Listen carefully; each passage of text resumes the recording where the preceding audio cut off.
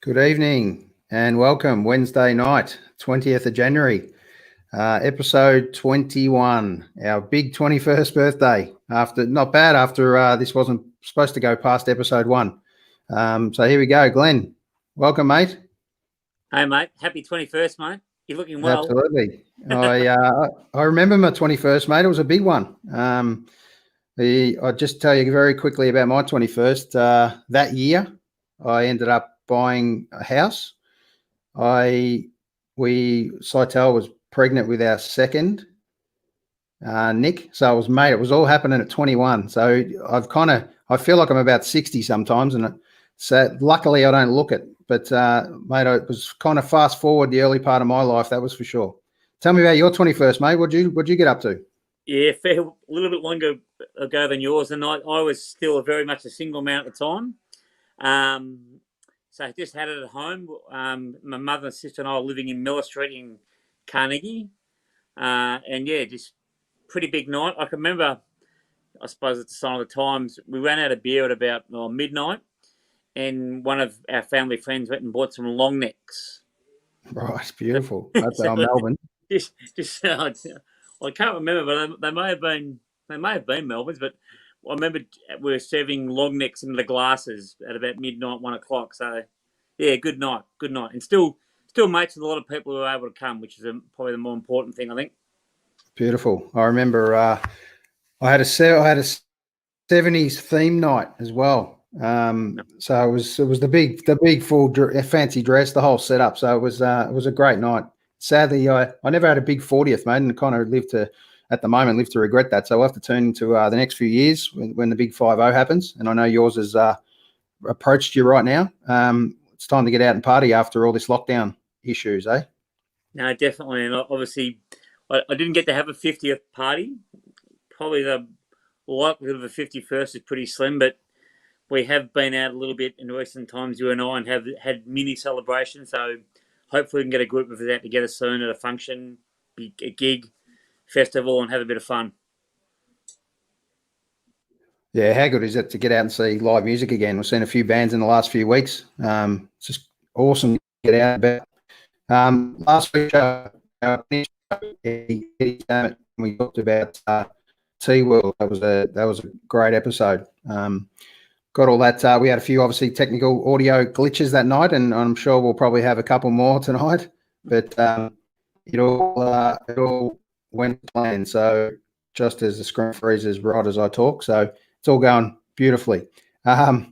Nothing like testing the internet, mate. So good old internet providers, if anyone can give us a decent connection anywhere outside of Melbourne CBD, it would be greatly appreciated. Because we have had a little few issues on either coast over recent times, haven't we? Unfortunately, last week there we had a few, and then the week before we had a couple as well when Laura came on, and it was a wonderful show, but unfortunately, bit glitchy as well. Yeah, look, it's funny. We went all the way to LA with Toby Rand not long ago, and there wasn't a glitch in sight. It worked perfectly, and then we end up 2 suburbs away, and it was an absolute horror story. But look, I suppose that's the joy of the internet. It's been interesting working from home, but thank God I'm out and about and back seeing people's faces again without masks for now. Well, at least it could be worse, mate. We could be sitting in a hotel thinking we're a tennis player. Isn't it? What's going on there? Just absolute it's only the absolute B graders that are the ones whinging at the moment. I know Djokovic has come out and sort of made a few comments on behalf of the tennis world, and then everyone's kind of backpedaling now. So it's fair to say they've all got a kick up the bum to say, guys, work with us. But it's interesting. A lot of people have come to this country now, Melbourne, and coming to Melbourne and having no idea what we've really gone through for the last 9 months.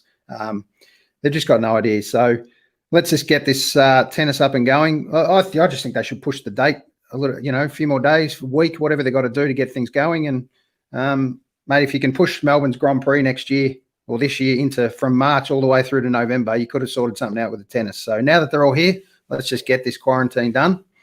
Hopefully they don't all break the rules and it goes pear-shaped, and let's get this tennis started.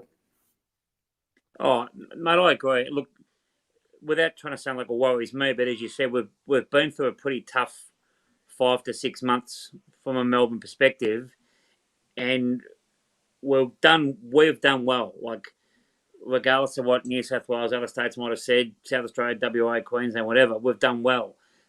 I have no issues with international people coming. Just common sense, follow the rules. We're not trying to impose too much on you. Now, for a bloke who may have sort of got himself back into favour with the Australian public, the comments that the numbskull's girlfriend made, that I've never washed my own hair, well, I immediately felt sorry for the poor girl, because she's obviously got mental issues and hasn't got the ability to wash her own hair. Yeah, Because well, it just shows that disconnection that some people have. But yep. Yeah, look, some people are pretty disconnected with the real world, to be honest. And that just proves it. And I'm not, as you said, yes, I know Novak Djokovic spoke out, but it's majority. The people who are bitching and moaning are probably from number 100 or in the world further down. You want to play the tournament? These are the rules. It's black or it's white. It's as simple as that. Don't want to play? There's your plane. See you later. Absolutely. So just a little intro into our guest, and I know Lovey's going to come on and join us probably in about 5 minutes, but I think I don't want to waste too much of more of Tommy's time sitting in the background listening to us talk about nothing. Tommy's a very interesting guy, and the great part I love about Tommy is I met Tommy through a band he was in called Duke Cartel, and obviously we had Toby Rand, the lead singer from back in the day of Duke Cartel. He was on the show, and we were talking about bands and music and all these connections and the connection of brotherhood as a band. And it was interesting to hear. There was two guys that were just inseparable in those years when this band was together. And everywhere Toby was, Tommy was right there. Everywhere Tommy was, Toby was right behind him. Mate, that's what a mate is, and how interesting would that be to play in a band and have that kind of life, living and hanging out with some of your best mates. And I look forward to talking to Tommy about that, and then where his career's now moved him. But that's where I saw Tommy, and Tommy's one of those bass players that just had that stage presence as well. He didn't just sit back there and play the bass. He's very much similar to Alex from Electric Mary. He was the bass player that did the damage on the stage, right? He was a bass player, mate. It wasn't just sit back there playing a set line. He made an impact, and that's the kind of guy Tommy was. And Tommy was the first one out after a show to come and have a drink and say good day to the fans and understand that and appreciate that. And that says a lot to what the kind of person Tommy is. So without any more holding back, let's bring up the great man, Tommy Kende. How are you, man? I'm feeling good, man. How are you, bro? Good to see you. Mate. Happy 21st. Yes. Yes. We didn't think we'd get to it, Tommy, to be just to fill you in, Tommy, how all this kind of kicked about is it was literally a show born out of COVID lockdown, and the process was literally we'd go for a walk. Glenn and I live close to each other. We'd for our 1 hour a day lockdown, we'd go for a walk and have a chat and talk about the classic story of I wonder what Macca's doing, I wonder what Jono's doing, the old story, right? And we thought, why don't we just jump on? Everyone was kind of over the Zoom thing, but we thought, why don't we just jump on Facebook Live and see who jumps on and has a chat? And it's kind of that's how it was born. So it's from there we've connected people that didn't know each other, different mates. We've had 5 or 6 people on at different times together, all just chatting about life, man. So it's been pretty cool. So cool, man. I love what you guys are doing. It's awesome. It's just it's what it's all about, isn't it? Just studying a community and just going for it. Whatever comes to you just go for it and look what you guys have created, and that's the best thing when you do stuff like this. I reckon you sort of forget or you take for granted the lives that you might impact without even knowing, just by getting together and having a chat, so it's I love what you guys are doing. Well done. Really cool. Look, the thing that I think we've enjoyed most about doing it too, Tommy, is how connected we actually all are. Like, do you think when you speak to people for the first time, you meet somebody that you have no connection, but once you talk, or as we've done on this, listen to people, you think, oh, hang on, I've got that, or I've done that, and it's then the 6 degrees of separation soon vanish. And that's probably the most rewarding thing that I've found about and enjoyed about doing this, learning about other people and what makes them tick. Yeah, yeah. Very cool, man. Very, very cool. Love it. Love it. Well, it's an honor to be on and chatting to you boys. And one thing I want to mention, mate, is obviously I just before I brought you up, I mentioned where I met you or where I first met you, and it was actually in your band, Duke Cartel, or the band band before your life change or career path change. But and it was actually through another mate of mine who had a t-shirt label at the time called Ryan Rock Is Not Evil, my mate AK. And we worked together, and then you came in, and then I had a label as well, and we flicked you by some tees, and then you guys were well and truly on your way at that stage. And I reckon we were kind of 2005, maybe a little bit later. Yeah, and I remember that I'm pretty sure it was you guys that first gave us any free stuff, and we were like, oh my God, this. And I think back then we're pretending that we get this stuff all the time, but I'm pretty sure that you guys were the first guys to ever, gift us some free clothes, and we're like, dude, we're getting free clothes. We're massive now. All right, done. Let's hang up the booth. So it was a really cool turning point. So I definitely, you're definitely up there in the memories, because we did, and I don't know if Toby mentioned it or not, but it was definitely the point where things started rolling for us as a band, and just sort of rocked on from there, didn't it? Yeah, absolutely. Let's quickly touch on that and the early days. And this was very much early days. Oh, Jesus. Look at that setup. That is funny shit, Toby's got the flares on, the sweatbands. It's all happening with Toby. And then you got the no shoe look. Yeah. I remember that. I remember that day very, very well.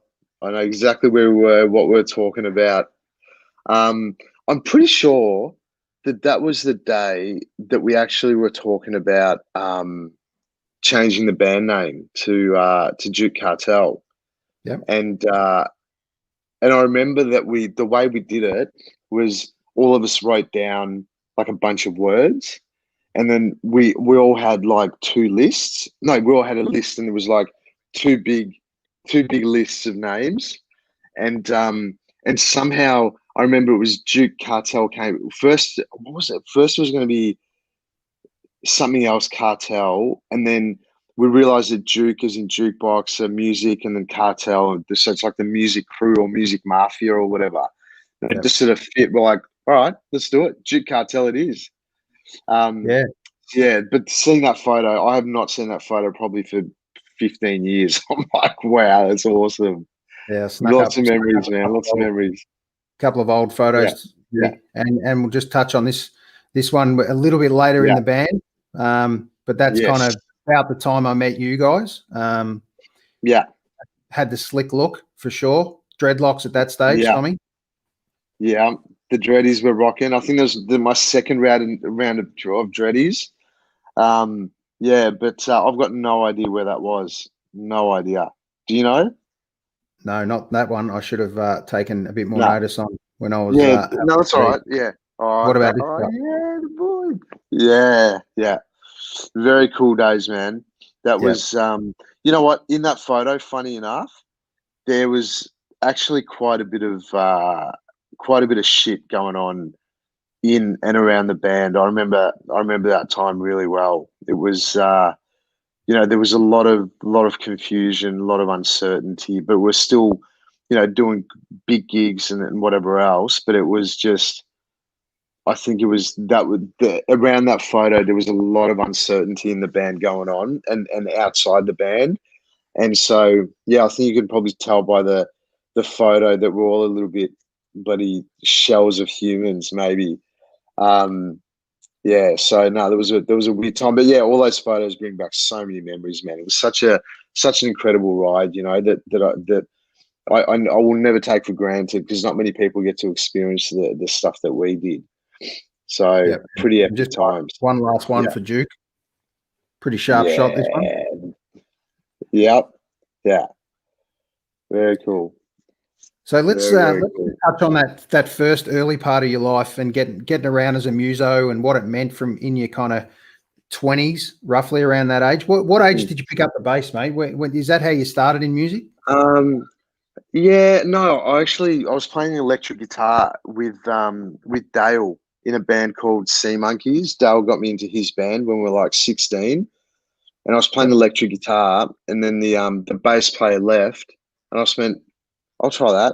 And I picked up the bass, this blue Ibanez old piece of shit, and picked up the bass, and I went, my God, I love this instrument. Like I feel it, it's rocking, it's like, got some meat behind it. You can actually attack the thing, and it really, and I just fell in love with it, but not in a musical way. I'm one of those guys that never had a guitar lesson or a bass lesson or anything like that. So I've never got no idea about how to read music or anything like that. The only way I learned how to play is I was basically listening to like Red Hot Chili Pepper albums, and then just listening to every bass line. I'm like, oh, there it is. And I'd learned pretty much every song off by heart just by listening to where the bass goes. And that's how I sort of got my chops up over the years. Yeah. So with Dale, me and Dale were playing. Not a bad guy to learn off. No. Not a bad guy to learn off. So yeah, sure. If you're going to play bass player. And so yeah, me and Dale were playing together in Sea Monkeys, and then I left, and then I went into corporate, and then came back, and then I was always mates with Toby and all those boys, and Toddy and all those boys, and then so it just ended up happening that their bass player left when I left another band called Slumberyard, and it was just sort of perfect timing, and yeah, I just ended up starting with Taco, and yeah, we just started doing cover gigs, and then from cover gigs turned into let's play some originals, and then from then the next couple of years we're just playing around Melbourne, doing pubs and building up a really cool little underground fan base, and then we're bloody playing at Rod Laver Arena supporting Nickelback, freaking out, going, "What the hell's going on?" Just tell us quickly, how did that happen? How did that come about? Where did that big moment? Well, the big moment, it was funny because the big moment happened almost like a big fork in the road, because we got that Nickelback gig from this guy that worked at Beat Magazine, and he, there was like real nice mutual respect there, and he put us forward for this Nickelback gig, and we got the gig, and we're like, are you kidding me? We're supporting Nickelback at Rod Laver. This is epic. And then at the same time, Toby got onto Rockstar Supernova. So we're like, our initial thing was, Tobes, what are you doing, man? Like, why would you go on a bloody talent show? We're all like quite pissed, and I'm so glad that he stuck to his guns, because it really opened the doors for us. But it was the same time, so we're supporting Nickelback, so things are starting to move in Australia. But I don't think there's any way we would have got the doors that were open for us that, with Toby going on the show, on Rockstar Supernova, that was, there's just no way that we would have had those doors open for us the way that he was able to do, so, so yeah, after Nickelback, he went on the show, and we were basically just sitting in Melbourne, freaking out, going, man, we're literally losing our lead singer. This is it. Like, it was such a roller coaster. And then, obviously Toby was telling us, no, it's going to be cool. It's going to be cool. We'll be fine. And then on the last show, Toby's pretty much called us and goes, boys, get your ass on the plane. Let's, this is happening. Come over, and then we landed in LA. These young, fresh Aussie faces. Whoops. Sorry, guys. You still there? Yep. Yeah. Cool. Yeah. Sorry. So yeah, landed in LA, and then we pretty much just for the first month of being there, we just partied our asses off and got hammered and drunk and whatever else every single night. Pretty much we were there.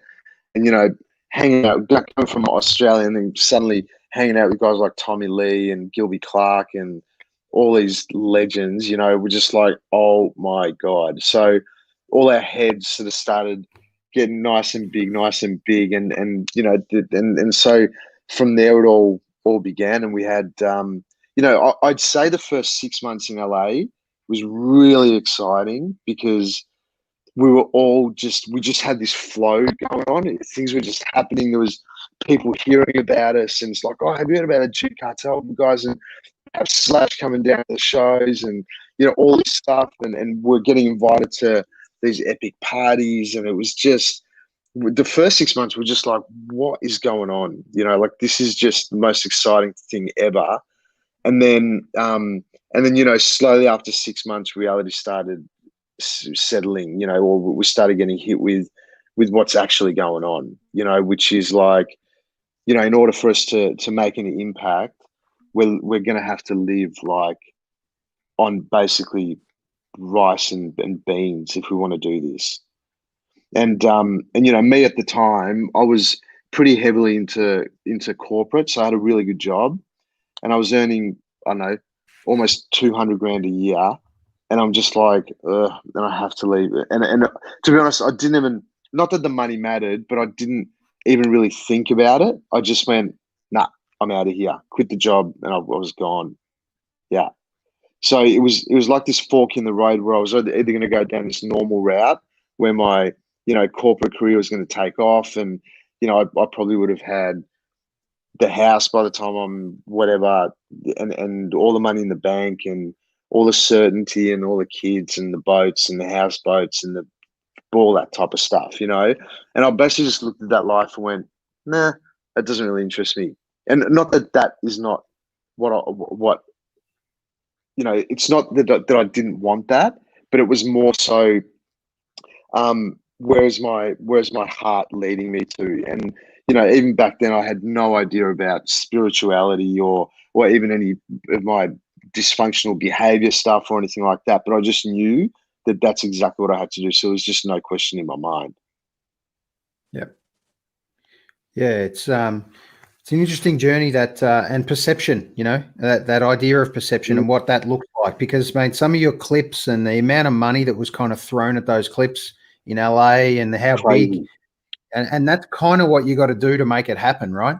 And then, you know, you're literally marketing away from being the top 15 on the charts and the bottom 15, you know. The music's kind of not much different, and then it's just about following after that, isn't it? So yeah, it's interesting. And look, it would have been great loves for you to be able to record your own gear, your own songs, you know. Like, it must have been pretty special time too. Oh, it was incredible. You know, some of the studios we recorded in where you know, Pearl Jam recorded 10. You know, we had Pearl Jam 10's producing our album. We're just like, wow, you know, these epic experiences where you're just in the moment and you're looking around and you're just like, what? How did I get here? You know, and it's pretty it's actually quite epic thinking back to it, where you know, even just little things like we recorded a song where Eric Clapton recorded Tears in Heaven, you know, and you sit in the seat where he recorded that song, and the producer who's there is telling us he was there and when it was recorded, and telling how, and I'm sitting in the seat and you can actually feel the energy of like just the moment that happened, you know. So it's just getting to feel all these things and being around all these things that people just hear about, but you actually get to sit in the seat. You actually get to work with the people that were there when these magical moments happen, and it really does. It just elevates you to a different place of what's achievable. Yeah, and I suppose one of those things. It's really it's always hard, and I hear so many stories about bands and makeup of bands and lineups of bands, and they always change, and it's really hard to keep that kind of brotherhood and connection together. But I know one thing from a chemistry point of view, you guys as a band in those early days just really connected, man. Like there wasn't a weak link in the band. Everything was nailed. And then, life directions change, man, and life changed for you. Life changed for our other couple of band members. I remember Jay got married pretty early in the piece, the drummer. So life kind of all mixed up, right? And then the big move. Where was the big moment, the big change for you? Because it's very different to what you're doing now. Yeah, it's a bit different, isn't it? So look, to be honest, the big change for me was the last couple of years when we were living in LA.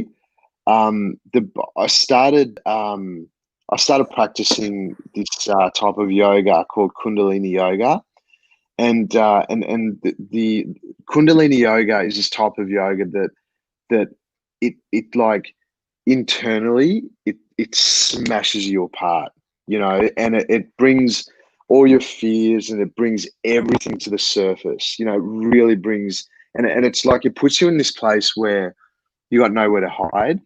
We had the name of the album, you got nowhere left to hide or whatever. So it was very, very similar to that, where and this yogic practice, which I had no idea about.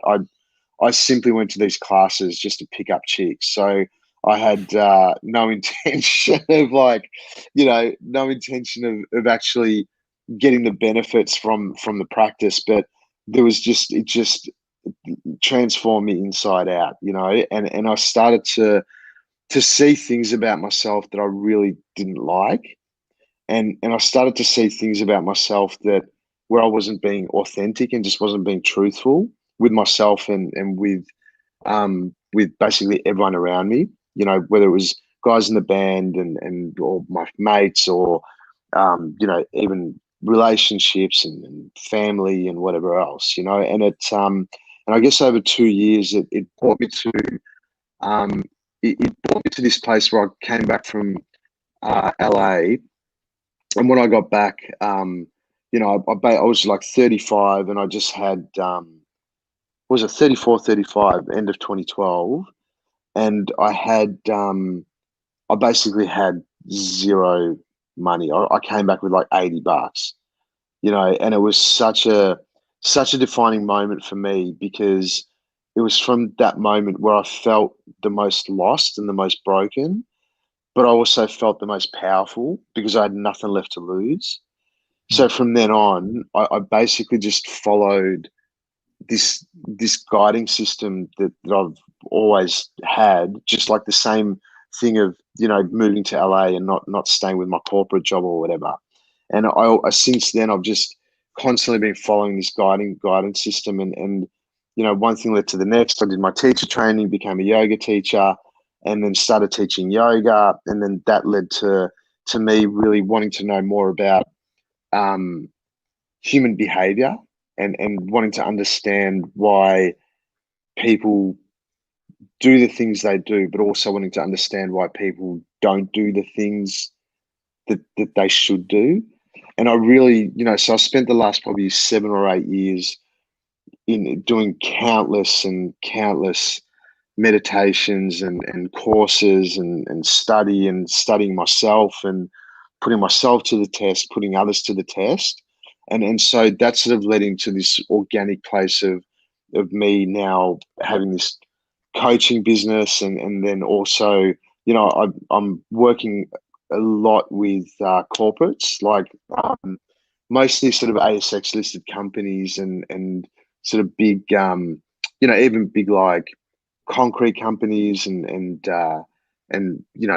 big brands and stuff. And I basically go in there, and my job is just to go in there and call people on their bullshit, and show them and really bring to the surface, and showing people how powerful they are, and then but also showing them at the same point that what happens when you live life in this place of victimhood and what that can mean when what it can look like when you're living life from a place of taking risks based on the guidance that you get, you know, and some of the transformations I've seen, man, it's like it's exactly the same as, you know, going up on stage at Rod Laver or any of those stadiums and seeing a sea of people, and you're just up there and you got your instrument, you got your boys, you got your mates, and you're like just singing your songs that you wrote and whatever.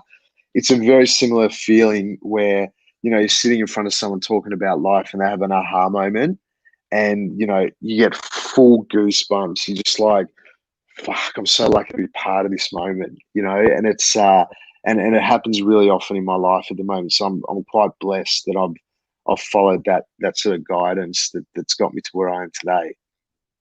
Awesome. Just good time I feel like to. it was a really long answer. No, that's cool. That's cool. That's kind of a big overview. And another mate of ours, Lovey, he's sitting in the back room now. So I just want to bring him into this conversation. How are you, Lovey? Good, Aaron. How are you? Good, mate. This is Tommy. Hey, Lovey. Tommy, how you going, son? How you going, brother? Yeah, I'm well. That's very Awesome. nice to hear. Very nice to hear your perspectives. It's it's pretty. It's kind of daunting what you've gone through and how you go about, you know, the way you think about life. But at the same time, it's refreshing to know that it can be done, and you don't have to, you know, swallow yourself too much into your own hellhole and get yourself out of it as quick as you can. There are ways to go about it. So it's been good to hear it so far. Yeah. Hello, Glenn. By the way, sorry, mate. I don't mean to leave you out of the loop there, Glenn, but I do normally anyway. That's okay, champ. I'm used to it, mate, and Tommy's the guest, mate. Don't worry about me. I'm big enough to... Yeah. I can listen to Tommy for another hour, so it's carry on. It's been good. All right. Yeah. Well, So I was just going to say, just on. Oh, sorry. You're right. You're right. So I just want to bring up this slide and talk about very much this. The words from rock star to healer, and you know some of these images that I saw, Tommy. Man, that's like a Zen kind of moment right there. Yeah, bro. Tell us about how different this kind of space is for you now, mentally and yes, spiritually as well, but most importantly mentally, because you've always been a physically fit looking guy, and you obviously, you know, we'd the rest of the three of us here would all like to look like that, Tommy. And I know. Send me backstage already. Get me back to backstage, can you? Tommy, how did you manage to get your head onto my body, though, mate? That's what I want to know. How did you manage to do that without technology? I think Aaron did it. Love it. That's right. I just make everyone look good. Love it. So just tell us, Tommy, about how different this kind of experience you've been through. And you mentioned during the conversation when we were talking about the band that yoga and meditating and things like that were kind of part of your outlet. I guess you did mention that they were to pick up chairs originally. But that's when kind of your moment changed, I guess, in what it could do for you. You were breaking up a bit there, but I'm you're asking what this sort of life did for me, like how it sort of shifted me. Was that the question? Yeah. Okay. Cool. Yeah. So now. Yeah. Okay. Cool. So with these type of practices, man, like I mean, I look at it very. It's funny, man, because when you're involved in this world, you're surrounded by people that really preach spirituality and you got to meditate, man, and get on your mat and fucking this and it just like that's the part where I don't resist it, but it's just not me. You know what I mean? So for example, I'm still very balanced. Like I'll give you a quick example of my mornings, you know, and I'm so and I own this. I tell people this all the time, right? So in the morning, I'll usually up at like 5:45, right? I'll have either a ice cold shower, or I go jump in the ocean, whether it's, winter, summer, whatever, right? I'll do like intense breath work for 25 minutes. I'll do a meditation. I'll do an hour yoga practice, right? After all this, I finish my yoga practice, feel fucking amazing. I'll go get a soy cappuccino and sit out in the backyard and have a durry. So so it's like On your morning. Totally, and I'm like, what? That's just me. Like, I smoke durry sometimes. I still drink.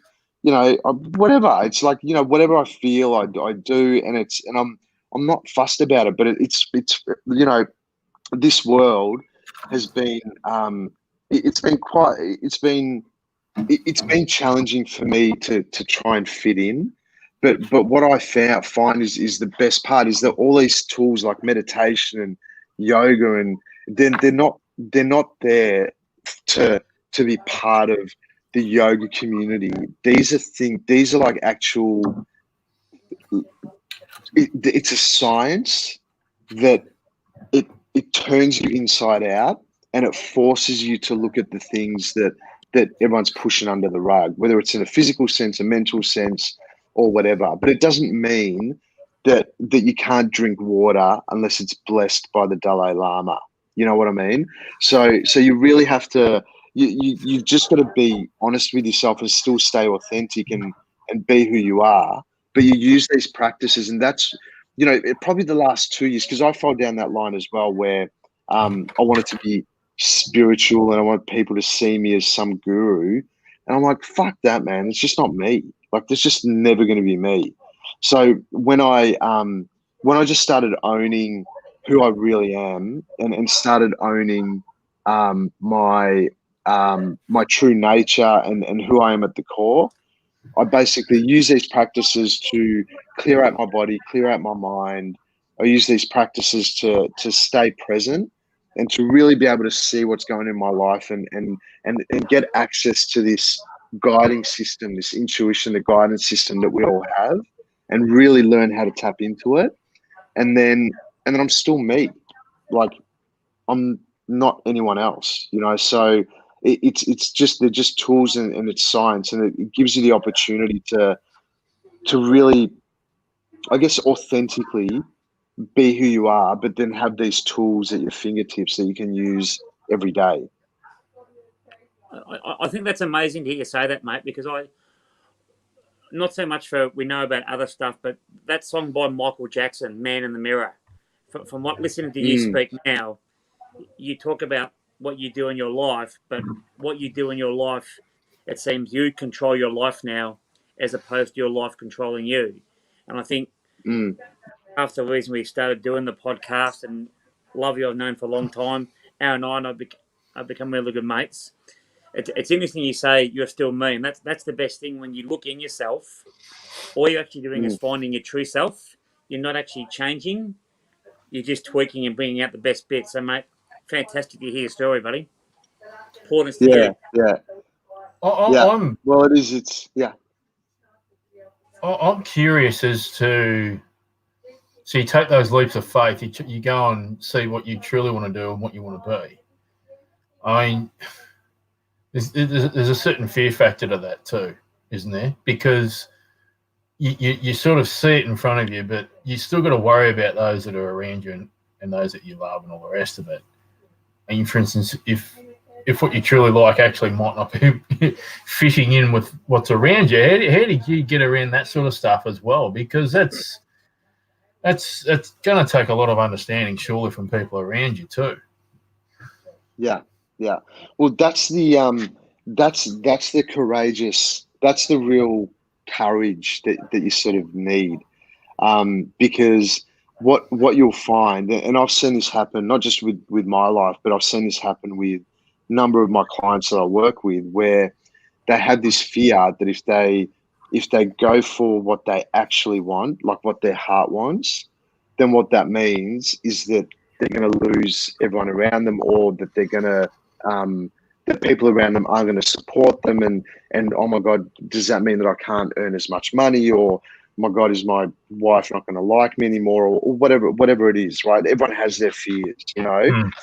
And the thing is that, and I'm just telling you from my own experience, because I've gone through exactly the same stuff, and I'm going through exactly the same stuff right now as I'm transitioning my business and all this type of stuff, you know. And it's like, what you got to realize, and I'm just saying this from experience, is that when you just believe that whatever it is that you want to do, whether it's like fishing, or, you know, you've got a business idea, or whatever it might be, right? And the thing is, it's like, if you focus on your fears, then you're just going to create more of reasons of why not to do it. And a really good analogy, or a really good thing of what I've realized, is that a lot of people, what they do is they go, I can't do that until I fix all this other stuff. And so they put all their efforts onto fixing all this shit, to having enough money, to having enough this and that, until they can go for what they actually want to do, right? But what I've realized is that all the things that need fixing, there's actually nothing to fix. You just observe it, and you're like, okay, well, that's what, you know, my ego is telling me, that I've got to fix all this shit, or I've got to do this or that, the other. But what about if I just put my focus onto what I actually want to do? And you will find, this is the coolest part, is that as soon as you put your focus on the things that you actually want, or you put the focus on finding out what it is, you will immediately, the next day, you'll start to meet people where you'll start talking about what it is, and magically someone will go, hey, Lovey, do you know what? I don't know why I'm telling this, but I'm selling my charter boat for fishing, you know. I don't know why I'm telling you this, but I just felt like I wanted to tell you, you know.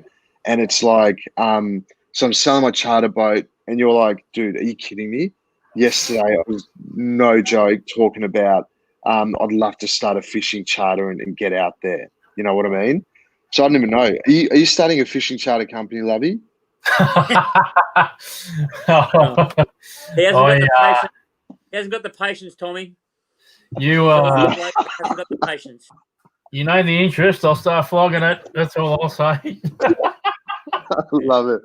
Oh, well, you can it was fish, good mate. enough. It was good enough for Forrest Gump.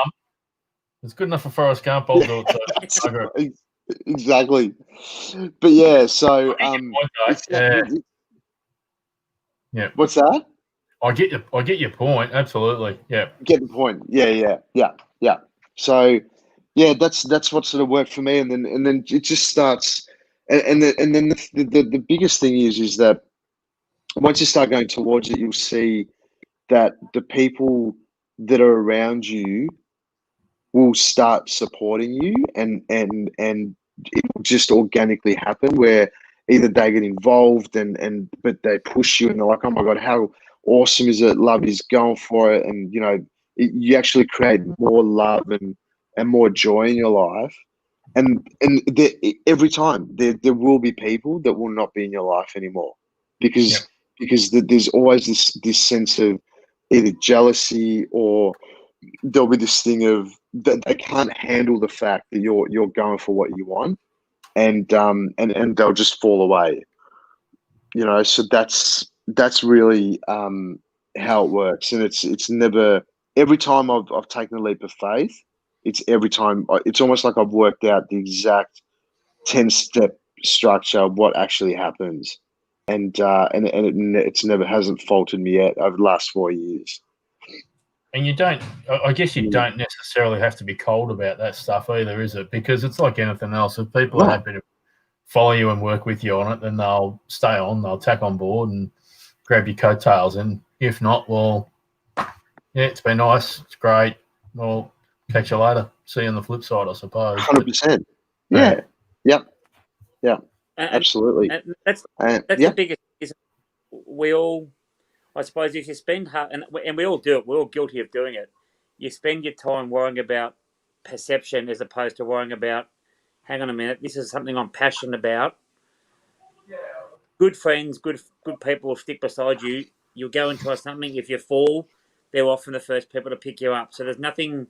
I think we're drilled into us that it's bad to fail, whereas failure is part of success. You've almost got to have some degree of failure to get the success. Yeah. 100%. It's all part of it. You know, it is. You get the more you fail, the closer you get, and you know, you guys would know that too. You know, like even with this thing, like what you guys are doing. You know, like you're all committing your time. You're getting, you know, some great guests on. You know, you're having fun with it, and that's the thing. You just have no idea where it's going to lead. You know, you guys could be the next Joe Rogan. You got no idea. Oh, well, I've got his head. Seriously. Got his bald head, don't worry. That's it. That's a start. It's those things of just, you know, going for it, and it's you know, and I always remember, like, this one thing that I always remind myself pretty much every day is that you know, when I get to the end of my life and I'm like 10 breaths away from floating up into the ether, and I look back in my life, am I gonna look back and go, that was so much fun. Like, what a fucking cool adventure that was. Or will I look back and go, wow, I didn't do anything. I basically just breathed and did stuff and fucking died. Like, how annoying. You know what I mean? So it's like you've got, like, it's almost like almost like a crime if you're not constantly putting yourself in uncomfortable situations. You know, and I'm the king of creating discomfort wherever I go now. Like, you know, for example, in yoga classes, every week or two, someone will drop a massive fart in my class, right? And people know now around Melbourne that if you come to my class and fart, I stop the whole class, and I'll make whoever farted own it. They've got to put their hand up and own the fact that they farted. And it's like everyone claps. It's like, yeah, fucking go down. You wanted it. So it's no different to a football change room, right? Put his hand up before you gave it to him. Yeah. Yeah. So, and, you know, I love having awkward conversations, and, you know, when there's that weirdness with a mate or a weirdness with partners or whatever, it's just like, all right, you know what? Let's just talk this out. Like, let's just have this. And I always set it up. It's like, all right, we've got an awkward conversation coming. Let's just have it. Let's just do it. Come on, let's go.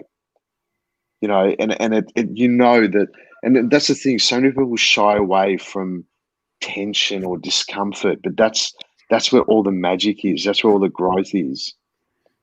Too many people hate the honesty in that, and that for me is the hardest part of probably dealing with humans, is that, you know, I'll be honest as the sun is today. It just, for me, it's you pick up on it pretty quick, and I don't know how to deal with people when they're a bit like that, and sometimes they're just inherently shy. I get it, understand it, but accept who I am as a person as well. I hope they do. But yeah, sometimes it's tough to have a friend that can't be that honest with you, I suppose. Yeah, and it's important. Like, you've got to, yeah, it's important. Otherwise, you just, and, you know, even when I work in the corporate world or work with companies and around mindfulness and you know, human behavior and whatnot, there's so many issues, and even in relationships, so many things happen, and there's so much pain created because you can't just have the conversation, or you can't just say, hey, babe, do you know what you said then? It just didn't feel nice, and I just don't. That doesn't feel right for me, you know. Or even saying, like, when you're feeling shit about your partner, you could even say, You know, at the moment, I'm feeling like I don't think we should be together. Like I'm pretty much feeling like I need to be out. You know, I'm just and having those honest conversations. It's fucking powerful, man, because it gives the other person the opportunity to be honest as well. Whereas if you're both faking it and sitting back and whether it's in business or wherever, just like have the conversation and be okay with the outcome because you're just being authentic. And the things that the emotions and the feelings, what you'll find is, let's say if you do say that in a relationship where you like bring it to the forefront, where you're like, you know what, at the moment, how I'm feeling or what's coming up for me is that I just don't reckon we're right for each other and we don't need to be in this relationship anymore. And then once you have the conversation, you both get to dig a little deeper and you find that there's a real deep love there, but something simple has gone amiss and just talk about it. Yeah. Yeah. Yeah. As long as you hold that, for me, it's just as long as there's a line of respect that's still appreciated there at the end of it all. And I think that as long as you can have that, you should be able to talk about whatever you like. And 100%. whether that's, like you say, whether that's professional, personal, doesn't matter. The techniques around that, have you got basic techniques around making sure that still stays there no matter what, or what's the how do you go about that stuff? I mean, I don't know about basic, but it's but you know, we did this. I'm about to go into this business partnership, and one of we have rules, and one of the rules in there is that awkward conversations must be had. It's a rule, you know, and if anyone's holding anything back, and in 6 months' time they go, you know what, Tommy, you didn't do this back 6 months ago. I'd be like, dude, follow the fucking rules, man. You know, why didn't you have that conversation with me back then? So, that's, you know, having basic agreements with people, you know, like just real basic agreements that you all have to stick to. But really, the biggest tool and the most basic one is that whatever you're experiencing outside of you is always something to do with you. It's got nothing to do with anyone else. Yeah. So the moment that you start blaming another person, you have to ask the question. And one question I ask myself all the time too is, and it's a powerful question, it's a scary one as well, but it makes you dig. And the question I always ask is, why the fuck am I creating this? Always, anytime I don't like something, I'm like, why am I creating this? Why am I creating this? Yep. And it you can't question that. It's because it's true. Yeah. Every single thing you create, all of it, all the good stuff, all the bad stuff. So the moment that you begin to judge someone else, like it's never going to turn out well. Yeah. And Cuz will say the same thing. This is why I think Cuz and I work together. We've known each other through footy for a number of years.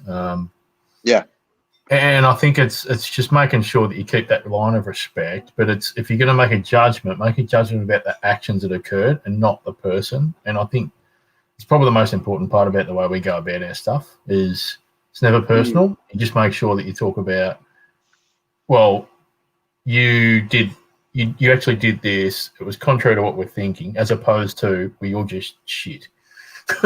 You know, and that's. I think we sort of keep that. Cuz and I keep that sort of line of respect. I think that's how we do it. Whether that's similar to what you guys, what you do, Tommy, I don't know, but it sort of works for us. But yeah, I found Tommy, like, and I say this with not to embarrass them at all, but with especially like Lovely and Aaron, they've become two of my best mates because they don't often tell me what I want to hear. So part of your journey, Lovey's journey, Aaron's journey, whoever's journey, is honesty to yourself, of course, but don't surround yourself with, and we're all probably guilty of doing it in times in our life, with what I call yes people. Your true friends, they'll call you out when you've done the wrong thing.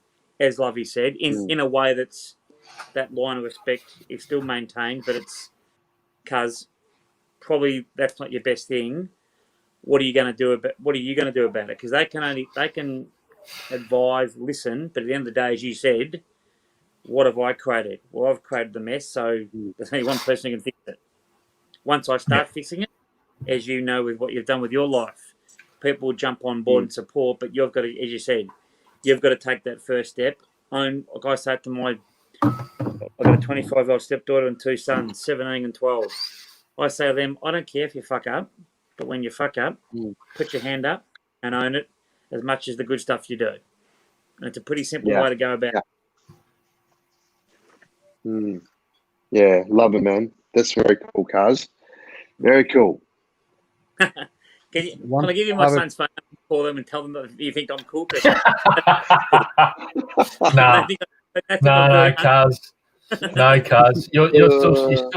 You're still shaped like a pear, Kaz. You need to do some work, mate. Come on. Thank you very much. Thank you very much. Oh, very cool. One thing I know, Tommy, that works obviously for you is, and your clients, no doubt, is that you don't take yourself too seriously. And I'm sure you drag that out of them as well. And that ability to let go sometimes, and you can't change yesterday. You can't change what happened 20 years ago. You either got to deal with it. But like I heard you say, you got to acknowledge it, and you can't change it, but just keep it there and use that as a driving factor to spark that change in your life. And I'd love to hear that when you said that. Yeah, and it's a big one, man. You know, not taking yourself too seriously is a huge one. You really just have to. A quick example. One of my clients, she. Actually, it's happened. There's been a few clients that are women, and they got herpes, right? And they met a guy who they really liked, and they're like, oh my God, how am I going to tell him? And they're freaking out. You know, it's like, I've got herpes, and it's like, oh my God, like my life's fucking ended and whatever. And I just sat there and went. Like I said to all of them, I go, dude, I've had herpes since I was 18, and I'm just like really open about it. Like, if obviously I'm in a relationship now, but I said, just have the conversation, and she's like, what, just talk about it. I said, yeah. And she said, and she was like, well, when you were single, how did you have the conversation? And I said, well, I'd meet a girl, and if it looked like things were going to go further, I'd literally just sit back and go, look, I've got to talk to you about something. And they'll say, what's that? And I said, look, since I was young, since I was like 18, I've had the herpes. And they'll just start pissing themselves laughing, and it makes us so, it just makes it, it's like, whatever, like I've got it, can't do anything about it, Fair enough, like, yeah, totally, and it's like, man, whatever, like, it's happened, it's there, and it's like, there it is, and they just, it's always like, even if it, but it just makes it so lighter. There's nothing big deal. Like, you're cool. All right, well, let's just, and It'll be fixed soon. All 3 of them came back. They had the conversation, and they were like, I can't believe how easy that was. That was just so easy. Like, yeah, because you just had the conversation. It's not a big deal. Like, just talk about shit. Hasn't fallen off. I'll be all right. Exactly. Yeah. Isn't that so true though about those conversations, and the ones we procrastinate about the most turn out to be the best outcome in the end once we've had that chat, right? And that weight that lifts off is possibly one of the best feelings, right? It's I'm now trying to live part of that as a bit of a mantra to just have that conversation, Tommy, because, I've let too many things sit in my background that go undiscussed, and I'm a bottler, and you just gotta crack the top, and bust it open, man. And it's 1 less or 2 less things you're gonna, and it just leaves room for the next bit of negative part that comes into your life, that it can come in and go back out again, you know. It's such an important part, especially as we get older, you know. We Big can sit time, here man, and live in because the every past, time you or we can don't- just deal with it, yeah. Yeah, absolutely. Because every time you don't have that conversation, or you every time you bottle something up, the only person that's suffering is you. You know, no one else is suffering other than you. And like, so we're just, things are meant to, it's a easy wave. Like, things come in and then they leave, and then they come in and then they leave. And it's like, you just got to experience all of it. Yeah. Tommy, with all the guests we've had on the show, we've had, as you said, we're very lucky to have some wonderful guests on our 21st episode up to tonight.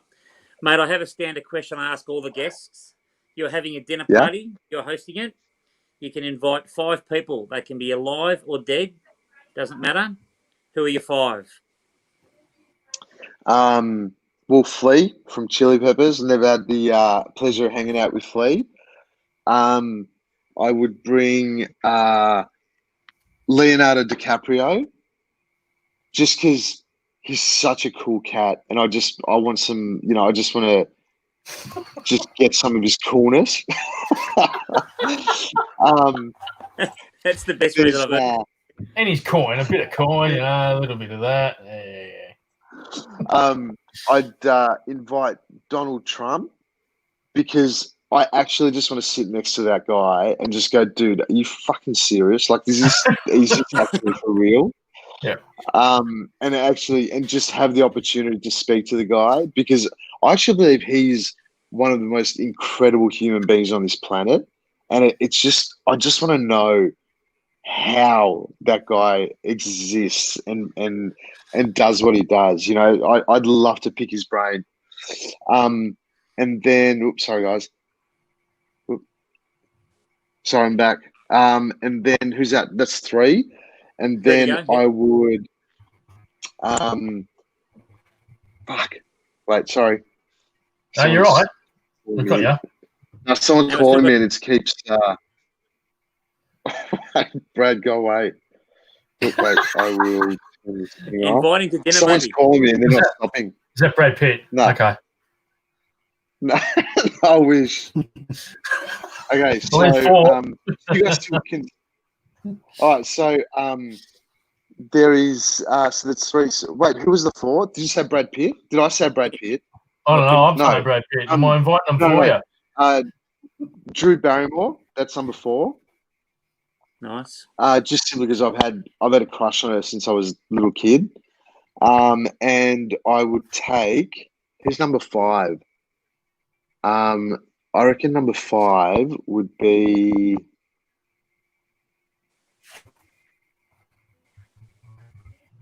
Can I take a stab? Buddha.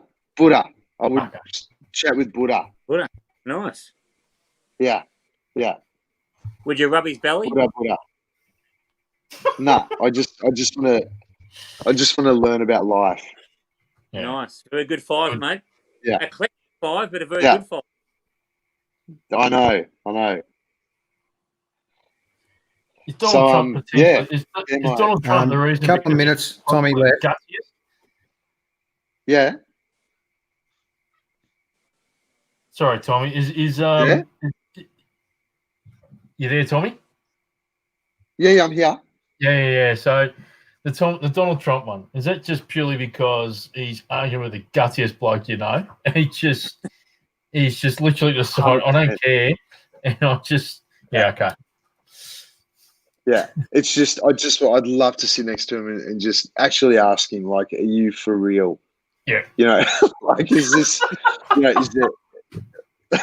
It's just, I just think he's the most incredible human being, you know, and the things that he says and the things that he does, I genuinely think I'd learn so much from that guy, because, you know, if you put that energy into, and I'm not saying he's doing bad stuff, but I think that if you put that energy into really being of service to the world, he could do some incredible things for the world, you know, because he's got that thing.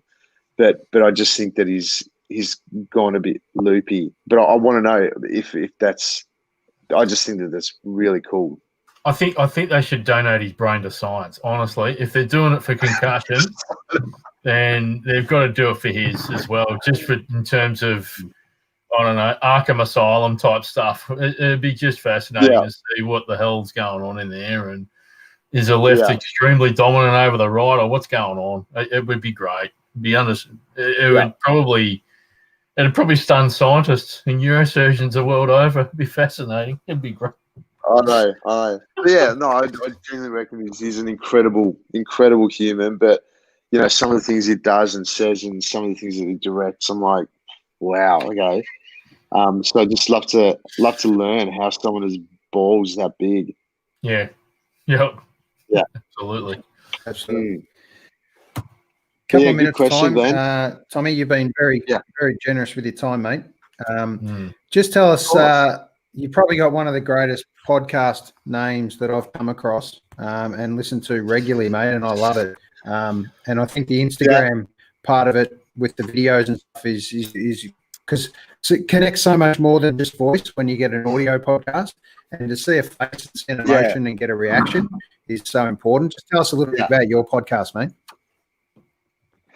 So the potty, it's called the Bullshit Machine, and so I've got it's a bullshit machine, which is basically what it's based on is basically on the podcast. Most of them, I just call myself on my own bullshit, you know, and I get some really cool guests on, and we just have really frank conversations, where I just don't.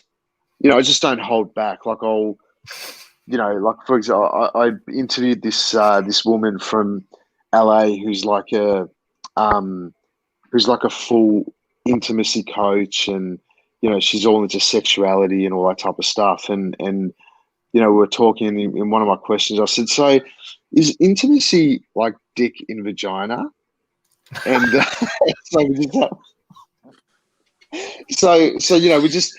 I play dumb, but I get some really cool, get some really cool responses, and we have really great conversations. So, but yeah. So the potty, I've been a bit slack with it the last couple of months, to be honest. You've got to be so consistent with it, but with so much going on, I haven't done an episode in probably 6 weeks, 6 or 7 weeks. But yeah, it's a podcast I love doing, and I'm definitely going to put some more effort into it. But I get some really cool guests on that are quite that either have achieved a lot in life and why they've done it and how, and also and also learning about just learning about how to call yourself on your own bullshit,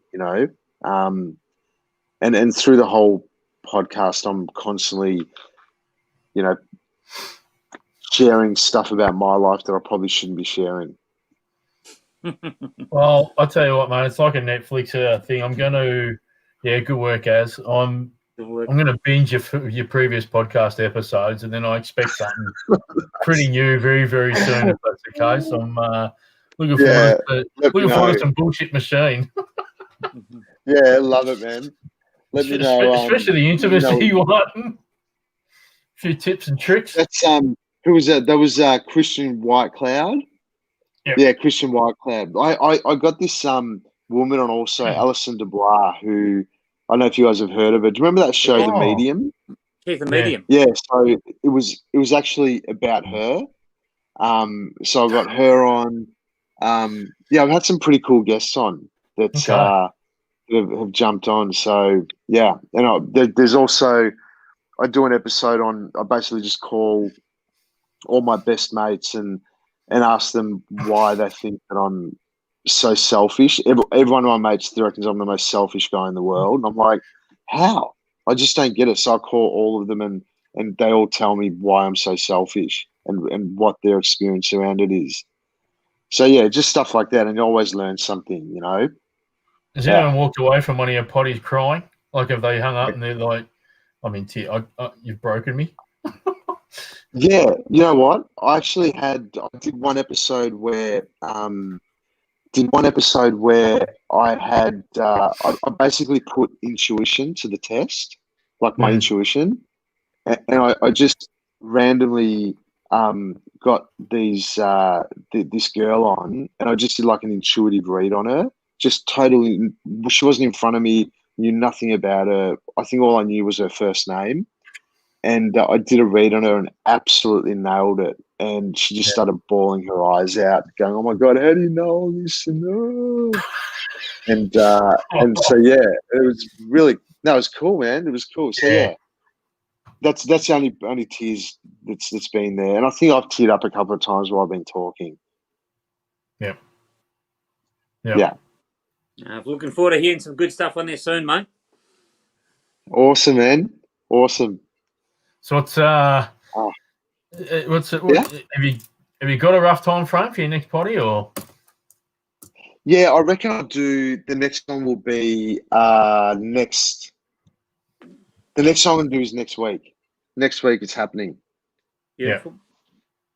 Yeah. Next week I'm putting up a new potty, so I'll let you guys know. Magic. Good. No, looking forward to it. Yeah. I don't know. I think you've made Aaron cry. He's jumped off the bloody thing. I'm not sure what's going on there. Give it a job,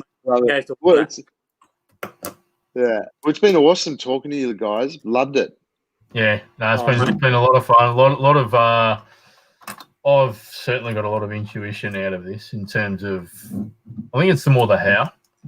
Like everyone wants to know, everyone knows where they want to go, I reckon, either intuitively or subconsciously they do.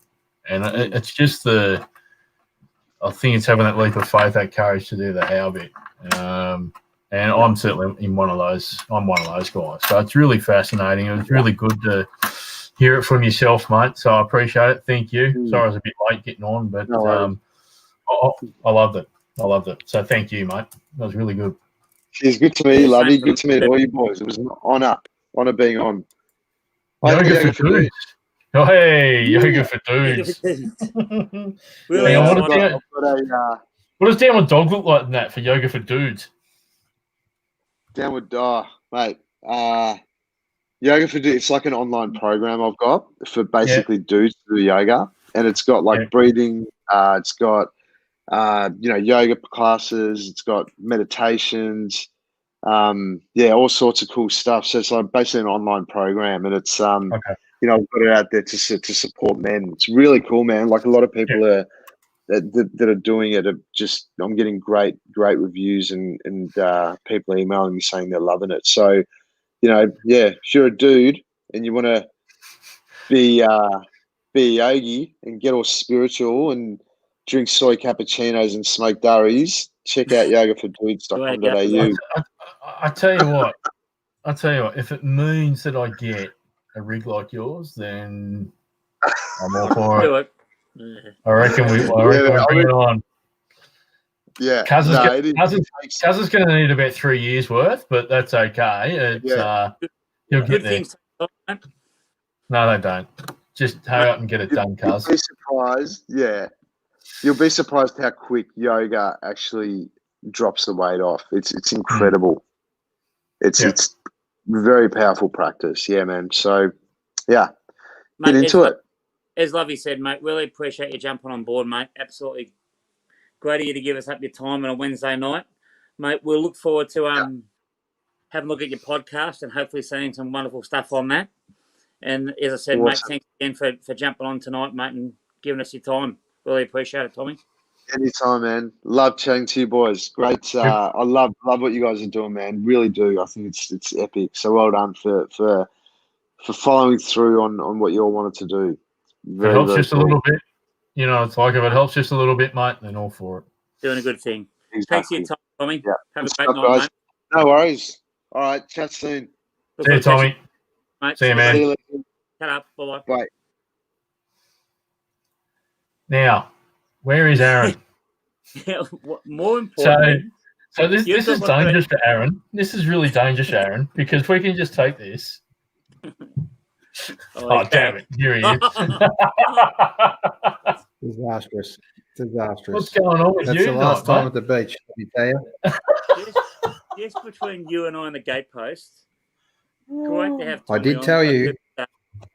Why have you got your golf club? I did tell you guys, make sure you get on and don't let me down, because I knew it was going to be patchy. So you got to let me off.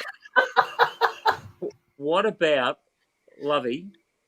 Now I know What? we're on the podcast still, but everyone sees us. But you sent Aaron and I a photo this week of you playing golf. Is that the reason why the golf club's in the back of the photo? You know, it's like that thing that you hate so much, but you still ultimately love it, and you'll never let go of it. So that's what these are for me. I'll show you the worst golf stick, the one I hate the most, but I still use it. I'll get it in a sec. All right, stay on the line, boys. Stay on the line.